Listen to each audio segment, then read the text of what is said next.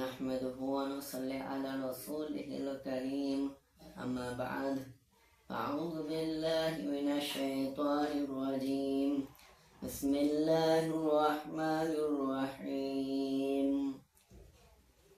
إنا أنزلناه في ليلة القدر وما أدراك ما ليلة القدر ليلة القدر خير من ألف شهر تنزل الملائكة والروح فيها بإذن ربهم من كل أمر سلام هي حتى مطلع الفجر.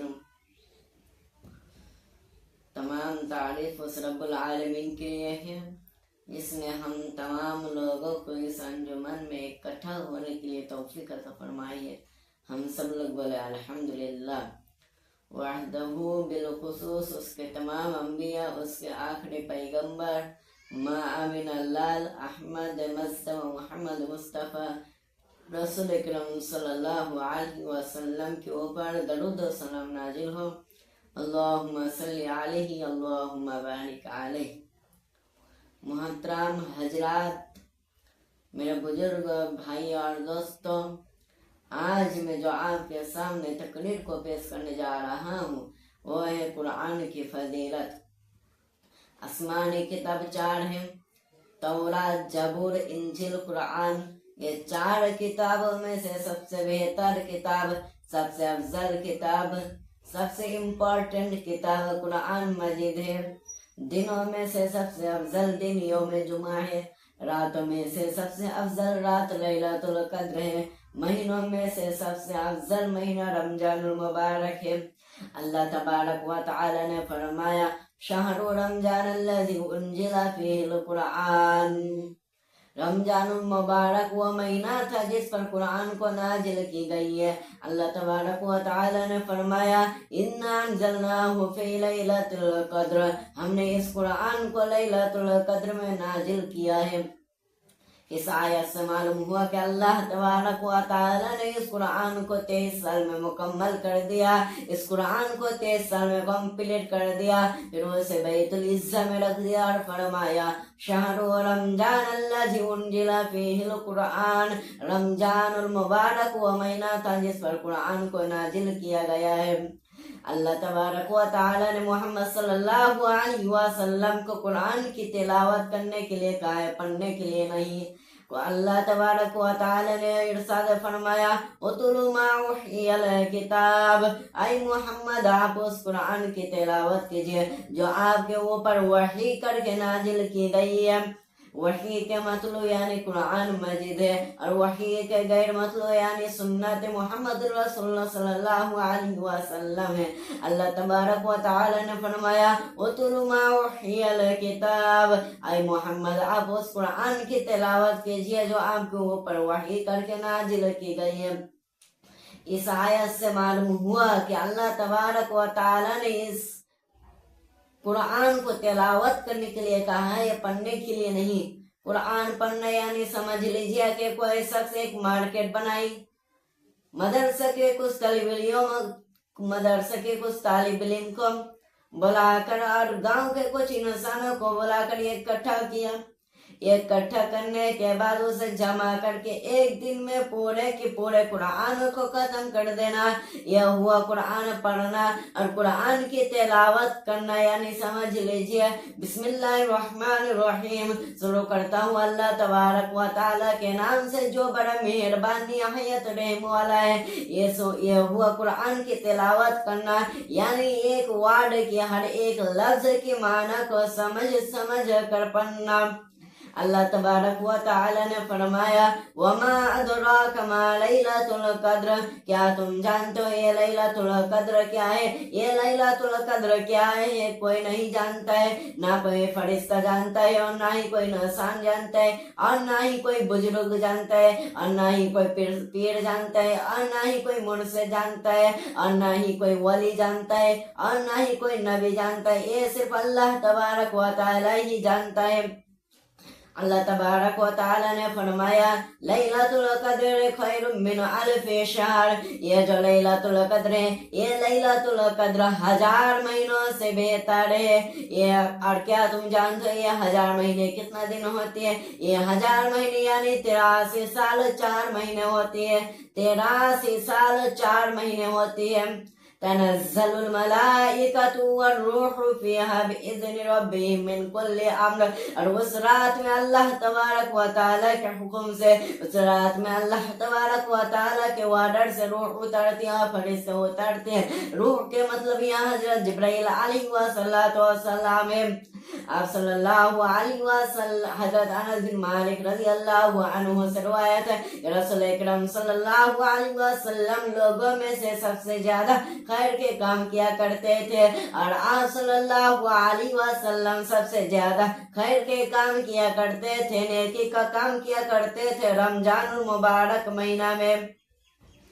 اس حدیث سے معلوم ہوا کہ اللہ کے رسول صلی اللہ علیہ وسلم سب سے زیادہ خیر کے کام کیا کرتے تھے، اور آپ صلی اللہ علیہ وسلم سب سے زیادہ خیر کے کام کیا کرتے تھے رمضان المبارک مہینہ میں۔ اور آپ صلی اللہ علیہ وسلم کے پاس جب حضرت جبرائیل علیہ السلام ملاقات کرتے تو آپ صلی اللہ علیہ وسلم تیز ہوا سے بھی جلدی سے زیادہ سے جلدی قرآن کی تلاوت کیا کرتے تھے اور خیر کے کام کیا کرتے تھے۔ پھر اللہ تبارک و تعالی نے فرمایا سلام ہی حتی مطلع الفجر، اور یہ رات سراسر سلامتی ہوتی رہتی ہے فجر کے طلوع ہوتے تک۔ اس رات میں اللہ کے رسول صلی اللہ علیہ وسلم بطور پر خاص طور پر یہ دعا فرمائے اللہم انک عفو تحب العفو فاعف عنی، اللہم انک عفو تحب العفو فاعف عنی۔ اللہ تبارک و تعالی نے فرمایا اس قرآن میں کوئی سخت نہیں ہے۔ اللہ تبارک و تعالی نے یہ بھی ارشاد فرمائی ذالک الکتاب لا ریب فیہ، یہ وہ کتاب ہے جس میں کوئی سخت نہیں، یہ وہ کتاب ہے جس میں کوئی سخت نہیں ہے۔ ایسے اس قرآن میں سخت لانے کے لیے قیامت تک کوئی ماں کے لال آیا تھا اور نہیں کبھی آیا ہے اور نہیں قیامت تک کبھی آئے گا کہ اس قرآن میں حرکت میں غلط نکلے گا، اس قرآن میں نقطہ بہین غلط نکلائے گا۔ اللہ تبارک و تعالی نے فرمایا اِنَّا نَحْنُ نَزَّلْنَا الذِّكْرَ وَإِنَّا لَهُ لَحَافِظُونَ، بے شک ہم نے اس قرآن کو نازل کیا ہے اور ہم ہی اس کی حفاظت کرنے والے ہیں۔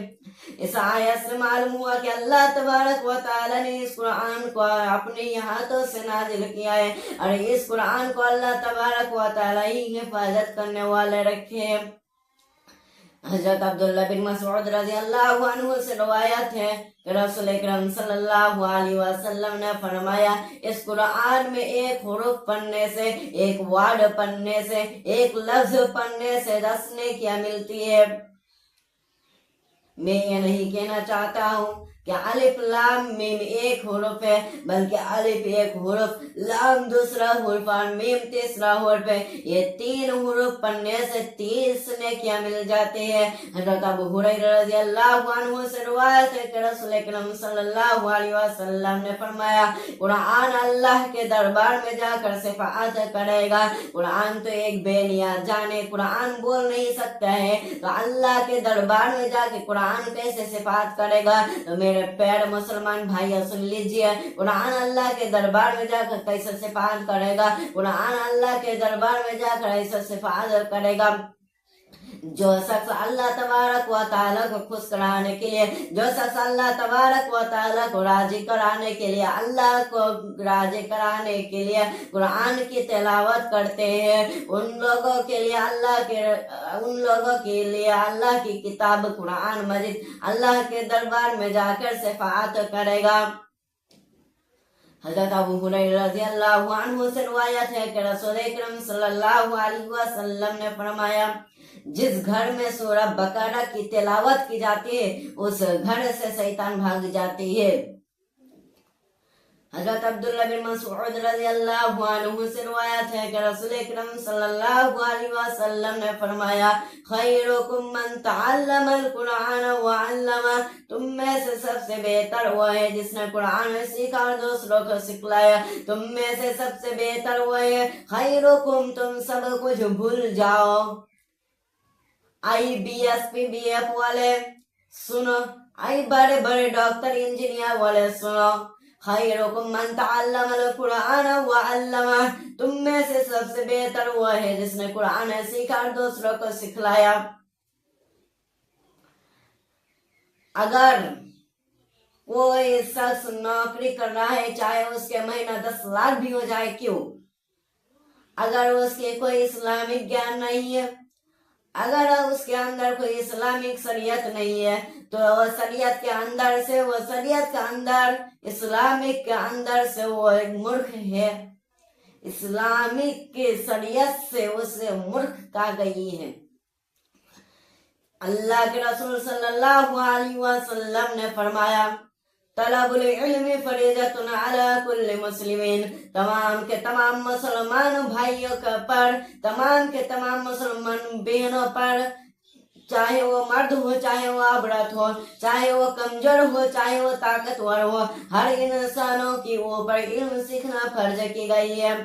اللہ تبارک و تعالی نے فرمایا قل هل يستوي الذين يعلمون والذين لا يعلمون، اے نبی آپ کہہ دیجئے کیا علم سیکھنے والے اور بے علم والے کیا برابر ہو سکتا ہے؟ کبھی بھی نہیں، کبھی بھی برابر ہو نہیں سکتا ہے۔ کیا ایک اندھا آدمی اور دیکھنے والا آدمی کیا برابر ہو سکتا ہے؟ کبھی بھی برابر نہیں ہو سکتا ہے۔ کیا دن اور رات ایک برابر ہو سکتا ہے؟ کبھی بھی برابر نہیں ہو سکتا ہے۔ چاند اور سورج کیا ایک برابر ہو سکتا ہے؟ کبھی بھی برابر نہیں ہو سکتا ہے۔ ویسے علم سیکھنے والے اور بے علم والے کبھی بھی برابر نہیں ہو سکتا ہے۔ حضرت ابو ہریرہ رضی اللہ عنہ سے پھر روایت ہے کہ رسول اکرم صلی اللہ علیہ وسلم نے فرمایا ان افضلکم من تعلم القرآن وعلمہ، تم میں سے سب سے افضل وہ ہے جس نے قرآن سیکھا اور دوسروں کو سکھلایا۔ اس حدیث سے معلوم ہوا کہ اللہ کے رسول صلی اللہ علیہ وسلم تمام کے تمام مسلمان بھائیوں کو علم سیکھنے، قرآن سیکھنے اور دوسروں کو سکھلانے کے لیے توفیق دینے کے لیے چاہتے ہیں۔ اس قرآن اللہ کے دربار میں جا کے شفاعت کرے گا۔ اللہ تبارک و تعالی قیامت کے دن قرآن سیکھنے والوں کو کہے گا تم قرآن کی تلاوت کرتے رہو، جیسے تم نماز میں قرآن کی تلاوت کرتے تھے ویسے ہی تم قرآن کی تلاوت کرتے رہو، اور جہاں تمہاری آخری آیت رکے گی وہی تمہارے آخری منزل ہوگی۔ آخر میں اللہ تبارک و تعالی سے دعا کرتا ہوں کہ تو ہم تمام کے تمام مسلمان بھائیوں کو اور بہنوں کو قرآن سیکھنے اور دوسروں کو سکھلانے کے لیے توفیق عطا فرما، آمین۔ تو ہم تمام مسلمان بھائیوں کو قرآن و حدیث کے مطابق اپنے زندگی بسر کرنے کے لیے توفیق عطا فرما، آمین۔ تو ہم تمام مسلمان بھائیوں کو قرآن و حدیث کے مطابق قرآن و حدیث کے مطابق چلنے کے لیے توفیق عطا فرما، آمین۔ وآخر دعوانا الحمدللہ رب العالمین۔ السلام علیکم ورحمۃ اللہ وبرکاتہ۔